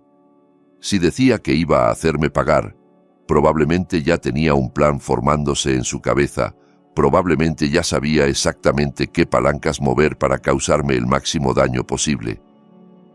Volví al salón, recogí mi taza de té ya frío y la sostuve entre las manos mientras pensaba. Por primera vez desde que empezó todo este enfrentamiento, Sentí algo parecido a la preocupación, una sombra de duda sobre si había calculado bien mis movimientos, sobre si estaba preparado para lo que vendría. Pero la preocupación estaba ahogada por algo mucho más fuerte, algo que burbujeaba en mi pecho como champán en Nochevieja: anticipación. Si querían guerra iban a tenerla, y yo llevaba 5 años acumulando munición. Los días siguientes pasaron en una calma extraña, esa quietud que precede a las tormentas. Retomé rutinas que había abandonado: caminatas matutinas por el parque, café en la terraza del Sanborns, donde solía ir con María, visitas a la tía Rosa que llevaba meses posponiendo, porque siempre había alguna emergencia de Miguel que atender. Rosa, la hermana mayor de mi padre, tenía 92 años y una lucidez que ponía en vergüenza a gente de la mitad de su edad. «Mira quién decidió acordarse de que tiene familia», me dijo cuando aparecí en su puerta con una caja de los polvorones que le gustaban. «¿Ya te cansaste de ser el banco de tu hijo?». La noticia le había llegado, por supuesto. En Monterrey todo se sabe, especialmente cuando involucra a familias conocidas y dramas navideños. Le conté todo mientras tomábamos café en su salón lleno de plantas y fotos antiguas, desde la conversación con Miguel hasta la visita furiosa de los Jiménez. «Bien hecho», dijo cuando terminé, asintiendo con aprobación. «María estaría orgullosa. Llevaba años diciéndote que esa mujer era una víbora, pero nunca me escuchabas». «Pensaba que exagerabas», admití. «Pensabas que el amor de madre te cegaba a los defectos de tu nuera», me corrigió. «Pero yo veía claro, esa familia nunca te quiso por lo que eres, solo por lo que podías darles. Ahora prepárate, porque gente como los Jiménez no pierde sin cobrar venganza». Tenía razón, por supuesto. 3 días después de la confrontación, mientras disfrutaba de mi café matutino y hojeaba el Diario de Monterrey como cada mañana, vi mi propia cara mirándome desde la página 3. El titular decía: «Empresario de Monterrey abandona a pareja mayor en el aeropuerto durante tormenta navideña». Me quedé inmóvil, la taza suspendida a medio camino de mis labios, procesando lo que estaba viendo. Allí estaba yo, en blanco y negro borroso, en una foto vieja que debieron sacar de algún archivo de la empresa, de algún evento de hace años donde aparecía más joven y más gordo y completamente inconsciente de que algún día esa imagen se usaría para destruirme. Debajo de la foto, una historia cuidadosamente construida que me heló la sangre y luego me encendió el carácter de una manera que no había sentido en décadas. Carlos y Cecilia Jiménez, de visita en la ciudad para pasar las fiestas navideñas con su familia, fueron abandonados en el Aeropuerto Internacional de Monterrey durante más de 4 horas el domingo pasado, cuando el familiar Daniel Flores no se presentó al servicio de recogida que había acordado previamente. La pareja, ambos de más de 60 años, esperó en condiciones difíciles mientras se emitía una alerta de tormenta invernal en la región, sin poder comunicarse con el señor Flores, quien aparentemente había decidido ignorar sus llamadas telefónicas. ¿Alerta de tormenta invernal? Aquel día habían sido 20 y tantos grados centígrados y sol radiante, el típico invierno regiomontano que haría reír a cualquiera que viniera de climas realmente fríos. El artículo seguía, cada párrafo más indignante que el anterior. «No podíamos creer que alguien nos tratara de esta manera», declaraba Carlos, identificado como ejecutivo bancario retirado con una distinguida carrera de 40 años. Llamamos repetidamente, pero el señor Flores nunca contestó. Nos vimos obligados a tomar un taxi en condiciones de clima adverso, lo cual a nuestra edad no es solo descortés, sino potencialmente peligroso. El artículo incluía preocupaciones de fuentes anónimas sobre mi supuesto patrón de comportamiento errático y mi posible deterioro mental, insinuaciones sobre problemas financieros y aislamiento social desde la muerte de mi esposa. Carlos se había pintado a sí mismo y a Cecilia como víctimas indefensas de un anciano cruel que había perdido la razón sin motivo aparente, 2 turistas vulnerables abandonados a su suerte por alguien en quien habían confiado. Ni una palabra sobre la cena de Navidad a la que me habían prohibido asistir, ni una pista de los años de explotación económica que habían drenado mis ahorros. ni una mención de los insultos sobre María, sobre mi tipo de comida, sobre mi falta de refinamiento para compartir mesa con gente tan cultivada. Nada de contexto, nada de matices, solo yo convertido en el villano de una historia donde los verdaderos villanos se presentaban como mártires. La firma era de Patricia Moreno, editora de la sección de estilo de vida. No conocía el nombre personalmente, pero reconocí la jugada. Carlos había usado sus contactos bancarios, su red de favores acumulados durante 40 años, moviendo dinero de otros, para colocar esa historia exactamente donde pudiera causar más daño. En las páginas que leían sus vecinos, sus conocidos, la gente del club de campo y la asociación empresarial. Un ataque quirúrgico a mi reputación, diseñado para aislarme socialmente antes de que pudiera contar mi versión de los hechos. Dejé la taza sobre la mesa y releí el artículo completo 3 veces, memorizando cada mentira, cada omisión, cada manipulación cuidadosamente calibrada. Por primera vez desde que empezó todo esto, sentí un respeto frío por mis oponentes, un reconocimiento de que no eran simplemente niños ricos haciendo berrinches, eran estratégicos, calculadores, despiadados. Entendían perfectamente que en una ciudad como Monterrey la reputación lo era todo, que un solo artículo bien colocado podía destruir décadas de trabajo honesto, de relaciones construidas ladrillo a ladrillo. Habían declarado guerra total, y la habían declarado primero, aprovechando que yo no tenía sus conexiones mediáticas ni su práctica en el arte de la manipulación pública. Pero habían cometido un error crucial. Habían subestimado al enemigo. Habían asumido que el hombre que aguantó 5 años de abusos en silencio seguiría callado mientras lo destruían, que el viejo patético no tenía recursos ni inteligencia para contraatacar. Abrí mi portátil y la mesa de la cocina se transformó en centro de operaciones. Empecé a escribir nombres en el buscador, tirando de hilos, conectando puntos. Carlos Jiménez y sus 40 años en el Banco Nacional del Norte, sus posiciones en el club de campo, sus cargos en la Asociación de Empresarios. Cecilia Jiménez y su Instagram cuidadosamente curado, lleno de fotos de vacaciones en Marbella, comidas en restaurantes con estrellas, vestidos de diseñador en eventos benéficos. Isabela y su Facebook plagado de publicaciones sobre su hermoso hogar y su cocina soñada, etiquetando restaurantes caros en las mismas semanas en que yo cubría sus servicios básicos. El perfil de LinkedIn de Miguel me dio la pieza final. Entre sus conexiones recientes aparecía Patricia Moreno, la misma periodista que había firmado el artículo. La conexión se había establecido 3 días antes de la publicación, justo el tiempo necesario para coordinar una historia, verificar detalles, darle el barniz de legitimidad que necesitaba para pasar el filtro editorial. Me recliné en la silla y observé toda la información desplegada en la pantalla como un general estudiando el mapa del campo de batalla. Habían cometido 3 errores graves que iban a costarles caro. Primero, me habían subestimado por completo, asumiendo que su víctima de siempre seguiría siendo víctima para siempre. Segundo, habían hecho público su ataque, llevando el conflicto a un terreno donde yo también podía jugar, donde las reglas no las dictaban ellos solos. Y tercero, el error más grave de todos, habían documentado obsesivamente su vida de privilegios en redes sociales, creando sin saberlo un catálogo perfecto de su hipocresía, un registro público de cada euro gastado en lujos mientras yo comía sándwiches de crema de cacahuate. Si querían jugar al ajedrez mediático, iba a enseñarles cómo jugaba un estratega de verdad. Pasé los siguientes días construyendo mi caso con la meticulosidad de un abogado preparando un juicio. Estados de cuenta ordenados por fecha, con cada transferencia resaltada en amarillo fluorescente.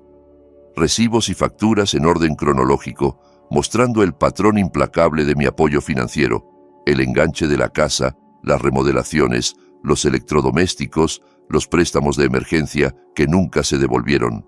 Capturas de pantalla de sus redes sociales, impresas en color, mostrando las joyas de Isabela, sus bolsos de diseñador, las vacaciones en playas exclusivas, todo fechado y contextualizado para coincidir con los momentos en que yo estaba recortando mi presupuesto de comida para cubrir sus caprichos. Preparé 12 copias de todo, una para cada invitado a la cena de Navidad según el evento de Facebook que Isabela había publicado con su entusiasmo habitual. La cena donde yo no era bienvenido, pero de la que tenía la lista completa de asistentes gracias a su incapacidad de mantener nada privado. La mañana de Nochebuena amaneció gris y fría, con nubes bajas que prometían lluvia sin llegar a cumplir, ese invierno regiomontano que te mantiene en suspenso. Me vestí con cuidado, eligiendo mi mejor traje, el azul marino que había llevado al funeral de María y que solo sacaba del armario para ocasiones importantes. Aquella noche sería importante. Aquella noche me despediría del hombre que había sido un felpudo durante 5 años, del padre que confundió el amor con la sumisión, del viudo que buscaba familia en gente que solo quería su dinero. El maletín estaba listo junto a la puerta, lleno de verdades que nadie quería oír, pero que todos iban a escuchar. A las 6:30 de la tarde metí todo en la camioneta y conduje hacia la colonia privada de Lomas del Río, donde la casa de Miguel brillaba con luces navideñas importadas y coches de lujo llenaban la entrada como un escaparate de éxito ajeno. A través de las ventanas del comedor pude ver siluetas moviéndose, Isabela en su elemento, jugando a la anfitriona perfecta en la casa que mis sacrificios habían hecho posible. Aparqué en la calle, bajo un árbol cuyas ramas desnudas proyectaban sombras sobre el capó, y miré el reloj del tablero, 6:45, hora perfecta. Lo bastante tarde para que todos los invitados estuvieran sentados, probablemente a mitad del primer plato, atrapados por la cortesía social en sus sillas. Lo bastante temprano para que nadie pudiera escapar con la excusa de tener que irse, para que tuvieran toda la velada por delante sabiendo lo que ahora sabían. La puerta principal no tenía seguro, por supuesto. Isabela siempre presumía de que su colonia era tan exclusiva, tan vigilada, que no necesitaban preocuparse por cerrojos como la gente de barrios peligrosos.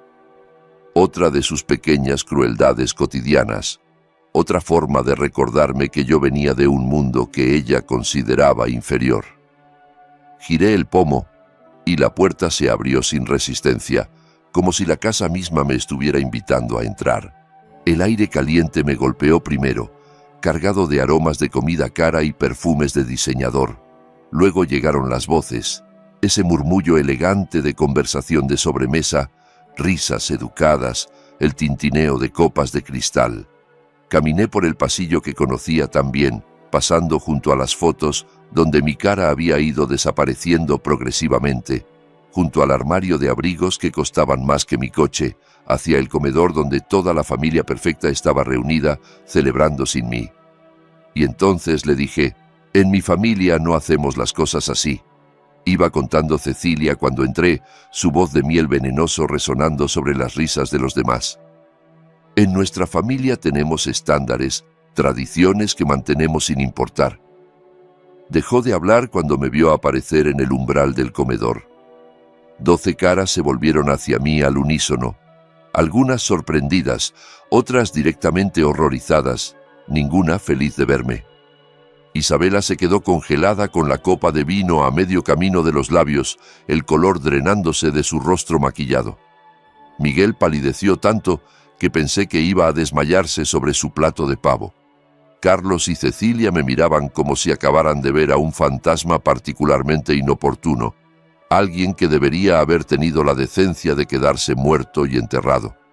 Buenas noches a todos, dije con una calma que no sentía, pero que proyecté con toda la convicción de mis 62 años de experiencia.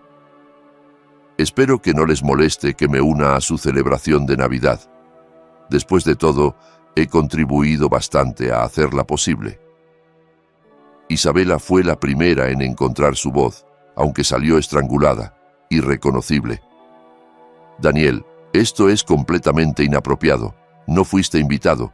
Tienes que irte ahora mismo antes de que causemos una escena. En realidad, respondí, colocando el maletín sobre la consola de mármol que había pagado junto con todo lo demás. Creo que sus invitados Merecen saber la verdad sobre quién ha financiado esta cena, esta casa y el estilo de vida que ustedes presumen como propio.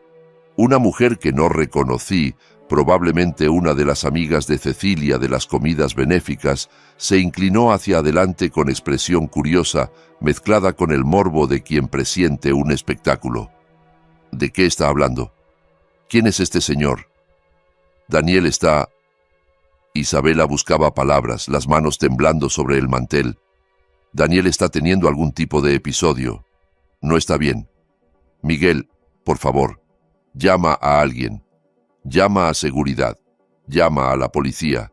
Llama a quien sea.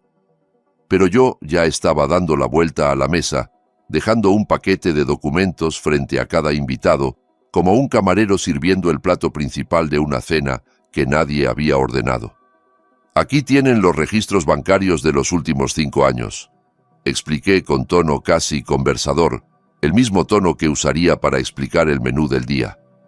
60 transferencias mensuales de $2.800, sumando más de 168.000 solo en pagos de hipoteca. Sin contar el enganche inicial de 47.000, la remodelación de la cocina de 18.000, el mobiliario, los electrodomésticos, los préstamos que nunca se devolvieron. Todo lo que ven a su alrededor, señalé con un gesto amplio las cortinas de seda, los candelabros de cristal, la mesa de madera noble, tiene mi nombre en la factura original. La sala se sumió en un silencio incómodo, roto solo por el ruido de hojas pasando. 12 personas empezaron a revisar los documentos con expresiones que iban de la curiosidad al asombro al horror, siguiendo las fechas, las cantidades, las pruebas irrefutables de mi generosidad y de la voracidad de sus anfitriones. Esto es, empezó un hombre canoso con suéter caro, mirando un extracto bancario donde mi nombre aparecía junto a cifras de 5 dígitos. Escandaloso, terminó la mujer frente a él, la de las perlas. Isabela, ¿por qué nunca mencionaste nada de esto? ¿Por qué dejaste que pensáramos que ustedes... El control perfecto de Isabela se resquebrajaba visiblemente, grietas apareciendo en la máscara de anfitriona sofisticada que había construido con tanto cuidado. Es más complicado de lo que parece, balbuceó, las manos moviéndose sin dirección. Daniel quiso ayudarnos, insistió en ayudarnos. Nosotros nunca se lo pedimos explícitamente. Fue su decisión. En realidad, la interrumpí, sacando las copias del artículo del periódico. Ya que estamos aclarando cosas, hablemos también de esto. Fui colocando copias del recorte sobre la mesa, observando cómo las caras cambiaban al reconocer el titular. El mismo artículo que había circulado por toda la ciudad, la misma historia que había pintado a los Jiménez como víctimas indefensas y a mí como un monstruo senil. Vamos a hablar de manipulación mediática, continué. El señor Jiménez usó sus contactos bancarios para colocar esta historia en el periódico. Fíjense en cómo me describen: comportamiento errático, posible deterioro mental. Abandonó a ancianos en medio de una tormenta. Hizo 30 grados ese día. Aclaré para los que no habían seguido el clima. Sol radiante, ni una nube. La tormenta invernal existe solo en la imaginación de quien escribió esto. El señor del suéter caro levantó la vista del periódico con expresión turbada. Carlos, ¿qué significa esto? El artículo dice que los dejaron en condiciones peligrosas, pero si el clima era... Carlos se había puesto rojo, luego púrpura, un color alarmante que hacía preocuparse por su presión arterial.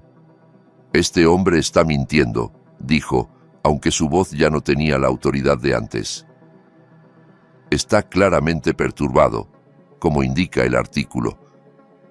Ha venido aquí a sabotear una reunión familiar porque no puede aceptar que lo excluyeran de la Navidad. Terminé por él. Exacto. Esa es la parte que falta en su artículo tan objetivo. Fui excluido de esta cena porque, según me explicó su hija por teléfono, mi presencia incomodaba a ustedes. Mi tipo de comida, mi falta de refinamiento, mi incapacidad de mantener conversaciones sobre Marbella y literatura francesa. No era lo bastante sofisticado para compartir la mesa que yo mismo había pagado. La señora de las perlas miró a Cecilia con una expresión que mezclaba incredulidad y algo parecido al asco. «Cecilia, dime que eso no es verdad. Dime que no excluiste a este hombre de la Navidad familiar después de todo lo que aparentemente ha hecho por ustedes». El silencio de Cecilia fue más elocuente que cualquier respuesta. Su cara perfectamente maquillada se había convertido en una máscara rígida, incapaz de encontrar una salida elegante de la trampa en la que ella misma se había metido. Y cuando decidí que ya no iba a seguir siendo su chofer personal además de su banco personal, continué. Cuando me negué a ir a recogerlos al aeropuerto después de que me dijeran que no era digno de sentarme a su mesa, entonces sí tuvieron tiempo y energía para llamar a sus contactos y plantar una historia que me pintara como el villano. «Nos dejaste tirados», intervino Isabela, aferrándose a lo único que podía usar como defensa. «Prometiste recogerlos y nos dejaste tirados. Eso es lo que hiciste». «No prometí nada», respondí con calma. «Tú asumiste que yo obedecería, como siempre. Asumiste que el hombre manso, usé sus propias palabras con precisión quirúrgica, haría lo que le ordenaran sin cuestionar. Te equivocaste». El término «hombre manso» resonó en la sala como una bofetada.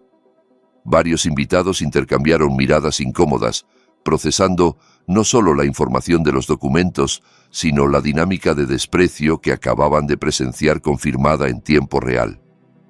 «Esto es inadmisible», dijo Carlos, levantándose de la silla con movimientos rígidos. «Venir aquí, a nuestra casa, a calumniar a nuestra familia frente a nuestros amigos». «Es mi casa», lo interrumpió Miguel, y todas las cabezas se volvieron hacia él. Era la primera vez que hablaba desde que yo había entrado, y su voz sonaba extraña, como la de alguien que acaba de despertar de un sueño largo y desagradable. «Técnicamente es mi casa, y mi padre tiene derecho a estar aquí, más derecho que nadie en esta mesa, si somos honestos». El silencio que siguió fue tan denso que podía cortarse con cuchillo. Carlos miró a su yerno con una mezcla de traición y furia que prometía represalias futuras, pero Miguel no apartó la vista. «Papá tiene razón», continuó, y cada palabra parecía costarle un esfuerzo enorme. «En todo. Los pagos, el dinero, la forma en que lo hemos tratado. Todo es verdad y yo lo permití. Lo permití porque era más fácil que enfrentar la realidad». Isabela le lanzó una mirada asesina. «Miguel, no es el momento de... ¿No es el momento?» La voz de Miguel subió de tono por primera vez. «¿Cuándo es el momento entonces? ¿Después de que mi padre muera solo en su casa porque lo excluimos de todo? ¿Después de que publiquen otro artículo llamándolo loco? Mi padre ha mantenido esta familia a flote durante 5 años, mientras nosotros fingíamos que nos lo habíamos ganado solos, y nuestra forma de agradecerle fue prohibirle venir a cenar en Navidad». La tensión en la sala había llegado a un punto de ebullición. Algunos invitados parecían querer desaparecer bajo la mesa, otros observaban el drama con ese interés morboso que reservamos para los accidentes de tráfico. La señora de las perlas fue la primera en reaccionar. «Creo que deberíamos irnos», dijo, levantándose con dignidad. «Esto claramente es un asunto familiar que necesitan resolver en privado». «No», dije, levantando una mano. «Por favor, quédense. Esto es lo último que tengo que decir y luego me iré». Los invitados se quedaron en sus sitios, más por curiosidad que por otra cosa. Me dirigí a todos ellos, a esos desconocidos que ahora conocían mis secretos financieros y los de la familia que me había rechazado. «Vine aquí esta noche porque quería que supieran la verdad antes de volver a leer mi nombre en algún periódico», dije, «porque los Jiménez tienen conexiones y recursos que yo no tengo y seguramente encontrarán otras formas de atacar mi reputación. Pero ahora ustedes saben quién soy realmente. Ahora saben quién pagó esta casa, esta cena, este estilo de vida. Y ahora saben qué clase de personas son sus queridos amigos». Miré directamente a Carlos, que había vuelto a sentarse con expresión de piedra. La próxima vez que plante una historia sobre mí en el periódico, señor Jiménez, recuerde que hay 12 personas aquí que conocen la verdad. 12 personas que pueden compartir esa verdad con otros. Usted podrá tener contactos en la banca y en los medios, pero yo tengo algo más poderoso. Tengo razón. Cerré el maletín vacío y me alisé la corbata con calma. Disfruten el resto de su cena, añadí. Es la última que financiaré. Feliz Navidad. Me giré hacia la puerta, escuchando cómo la explosión empezaba a mi espalda. Voces alzadas, preguntas superpuestas, el ruido de una fachada social cuidadosamente construida desmoronándose en tiempo real. Oí a Cecilia intentando explicar, a Carlos amenazando con demandas, a Isabela llorando de rabia, a Miguel tratando de calmar a todos sin éxito. Fue la música navideña más hermosa que había escuchado en mi vida. Salí a la noche fría de diciembre y respiré profundo, llenando los pulmones de aire limpio después de horas en esa atmósfera viciada de mentiras y pretensiones. Las luces navideñas de las casas vecinas parpadeaban ajenas al drama que acababa de desarrollarse, familias normales celebrando fiestas normales donde nadie era excluido por no ser lo bastante refinado. Subí a mi camioneta y arranqué, dejando atrás el resplandor de la casa que había pagado pero que nunca había sido mía. Las semanas siguientes fueron extrañamente pacíficas. El artículo del periódico perdió fuerza cuando varios de los invitados a la cena empezaron a contar su propia versión de los hechos a sus círculos sociales. Monterrey es una ciudad grande pero con alma de pueblo. Los rumores viajan rápido y las verdades incómodas viajan más rápido todavía. La narrativa de los Jiménez como víctimas inocentes se desmoronó cuando la gente empezó a preguntarse por qué un hombre mentalmente inestable tendría 5 años de transferencias bancarias perfectamente documentadas, por qué una familia agradecida excluiría a su benefactor de la cena de Navidad. Carlos intentó plantar otras historias, pero los periodistas que contactó habían oído rumores sobre la cena de Nochebuena y no querían arriesgarse a publicar algo que pudiera resultar embarazoso. La maquinaria de contactos y favores que había funcionado tan bien durante 40 años empezó a atascarse, oxidada por la exposición a una verdad que no podía manipularse. La carta de ejecución hipotecaria llegó un martes de marzo, por mensajería certificada. 3 meses de pagos atrasados, $8.400 de deuda acumulada, 14 días para regularizarse o enfrentar la pérdida de la propiedad. La leí con el mismo interés con el que lees sobre desastres naturales en países lejanos, información relevante, pero que ya no me afectaba personalmente. El teléfono había sonado docenas de veces en esas semanas, números que reconocía y bloqueaba sistemáticamente. Isabela había intentado varios acercamientos, desde mensajes de voz suplicantes hasta amenazas veladas, pasando por falsos intentos de reconciliación que transparentaban su verdadero objetivo a kilómetros de distancia. Carlos y Cecilia habían regresado a Ciudad de México, aparentemente incapaces de enfrentar la vergüenza social que su propia estrategia había generado, y Miguel había tardado 97 días en tragarse el orgullo y aparecer en mi puerta. Llegó un jueves por la tarde, cuando el sol de primavera empezaba a calentar las calles de Lomas del Sur y los árboles mostraban los primeros brotes verdes después del invierno. Abrí la puerta y me encontré a un hombre que parecía haber envejecido una década en 3 meses. Ojeras profundas, el traje arrugado como si hubiera dormido con él. Ese olor particular de la desesperación que ninguna colonia cara puede disimular. Ya no era el hijo seguro de sí mismo que me había expulsado de su Navidad. Era alguien que había llegado al fondo y estaba tanteando el suelo con los pies, buscando algo sólido donde apoyarse. «Papá», dijo, y la palabra sonó diferente en su boca, más pequeña, más honesta. «Tenemos que hablar». Lo dejé pasar y observé cómo miraba mi casa con ojos nuevos, registrando los cambios que había hecho en los últimos meses. La cocina renovada con electrodomésticos que funcionaban, las paredes pintadas de colores que María habría aprobado, los muebles nuevos que por fin me había permitido comprar ahora que mi dinero era solo mío.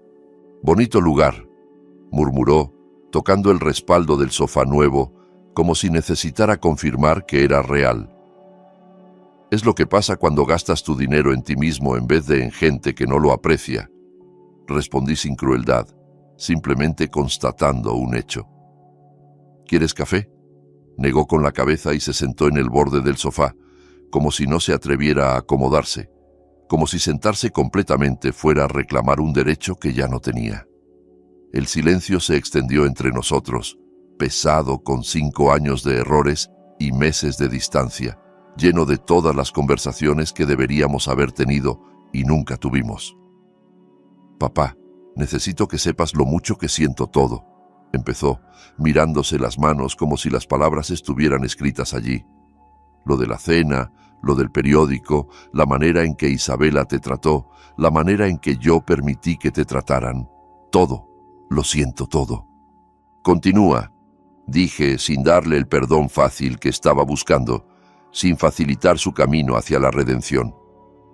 «Yo no sabía lo del periódico», continuó, levantando la vista para encontrar mis ojos. «Te lo juro por la memoria de mamá. Cuando me enteré de que Carlos había plantado esa historia, de las mentiras que había contado sobre ti, de cómo había manipulado todo para hacerte quedar como un loco».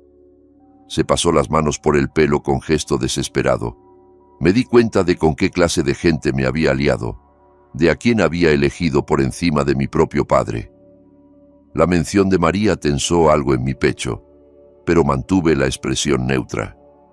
«¿Y qué decían de tu madre exactamente?». «Necesito saberlo todo». Miguel cerró los ojos un momento, como si las palabras le causaran dolor físico al pronunciarlas. «Que ella sabía cuál era su lugar mejor que tú, que entendía los límites, que tenía la humildad de no aspirar a cosas que estaban fuera de su alcance. Cecilia lo dijo una vez en la cena, pensando que yo no escuchaba. Y yo no dije nada. No la defendí. No te defendí a ti. No hice nada». «Tendrías que haberlo hecho», dije simplemente, sin rabia pero sin concesiones. «Lo sé. Dios mío, lo sé». Nos quedamos mucho rato en silencio, con el peso de los años flotando entre nosotros como polvo en un rayo de sol.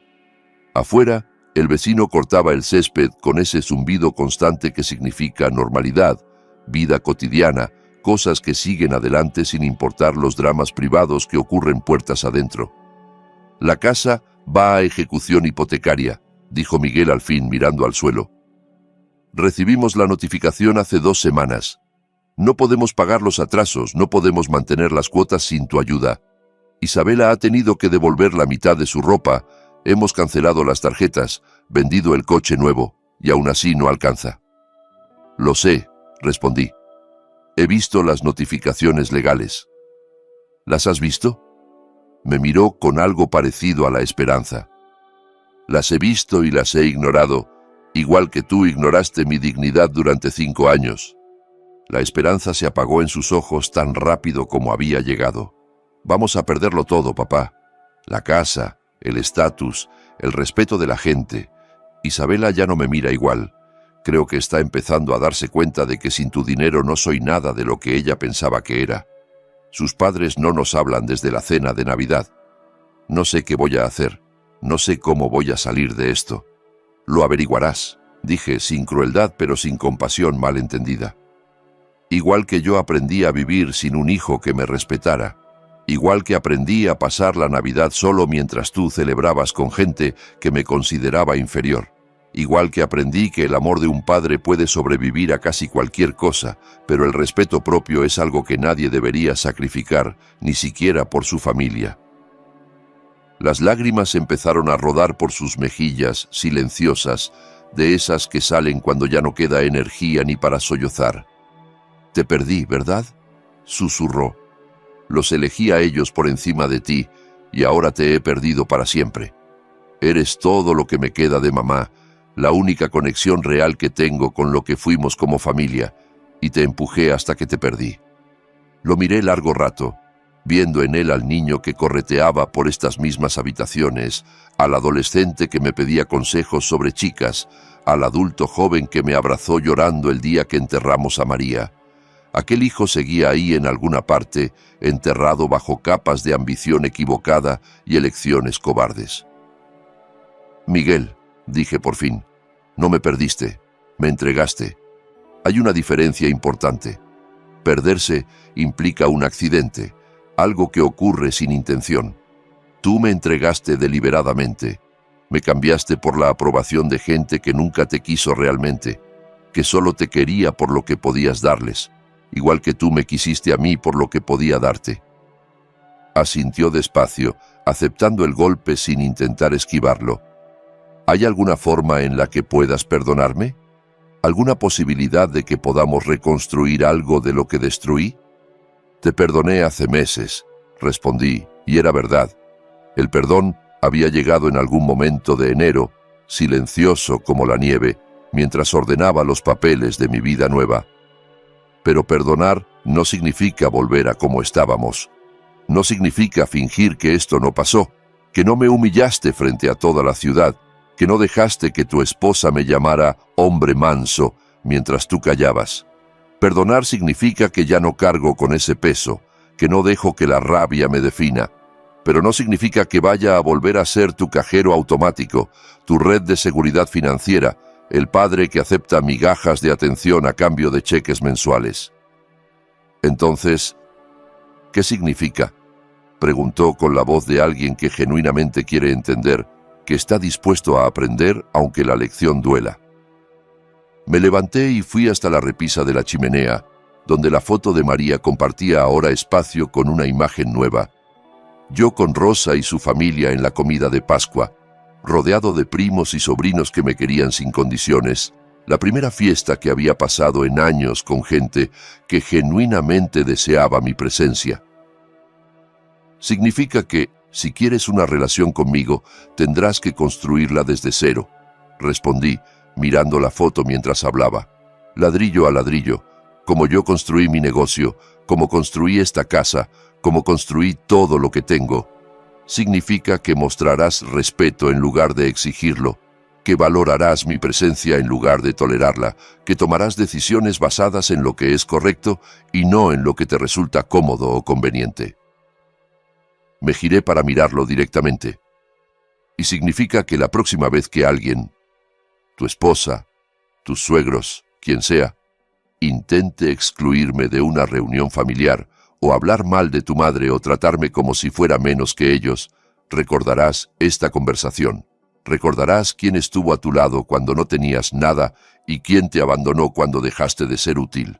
Recordarás quién se comportó como familia de verdad y quién solo actuaba el papel mientras le convenía. Asintió lentamente, y por primera vez desde que llegó, vi algo diferente en sus ojos, algo que se parecía a la comprensión real, no a la desesperación de quien busca una salida fácil. Quizá estaba empezando a entender que el respeto no viene incluido con el título de hijo, que se gana día a día con acciones y se pierde con una sola traición.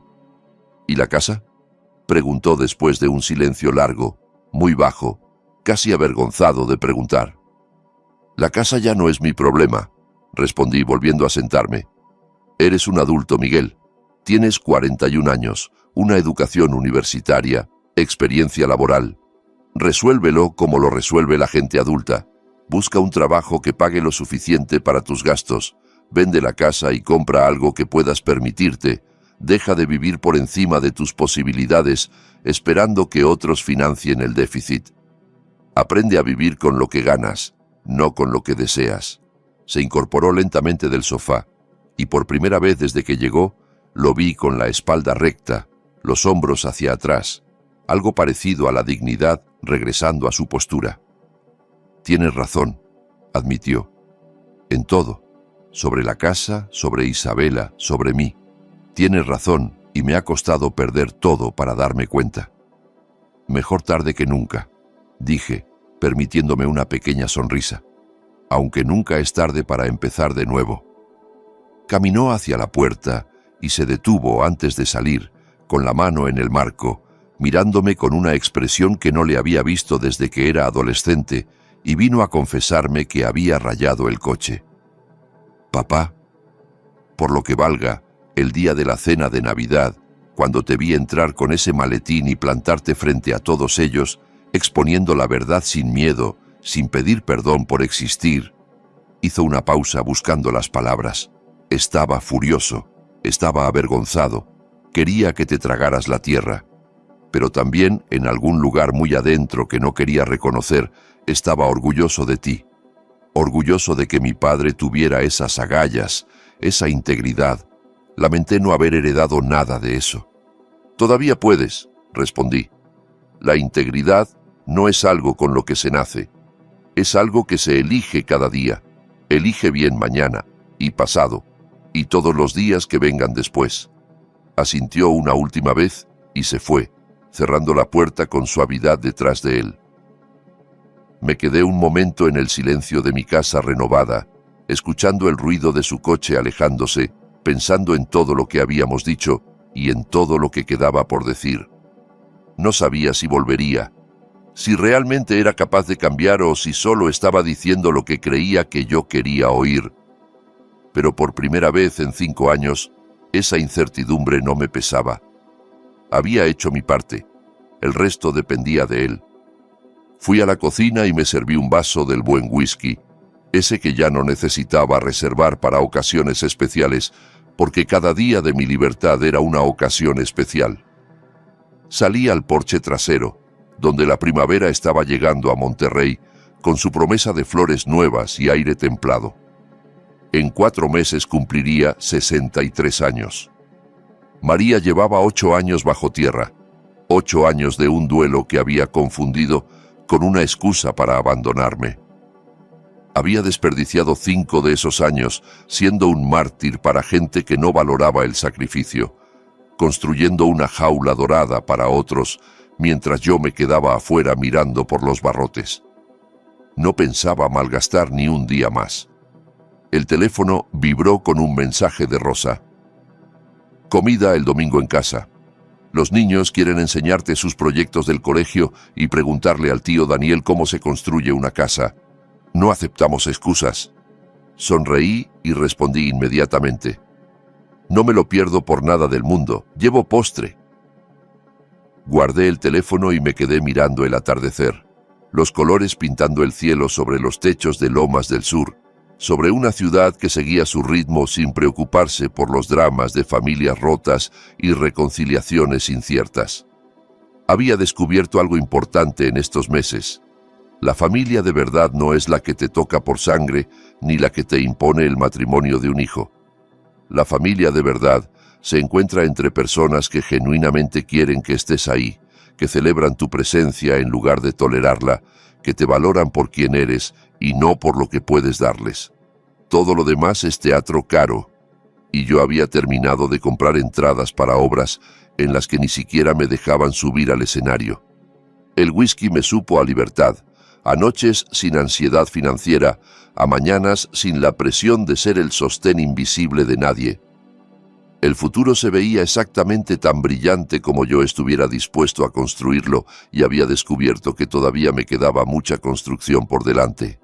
Si esta historia te ha gustado, dale like al video, suscríbete al canal y cuéntame en los comentarios qué habrías hecho tú en mi lugar. ¿Habrías aguantado tanto tiempo? ¿Habrías perdonado al final? Y si quieres escuchar la siguiente historia, haz clic en la pantalla de la izquierda. Nos vemos en el próximo video.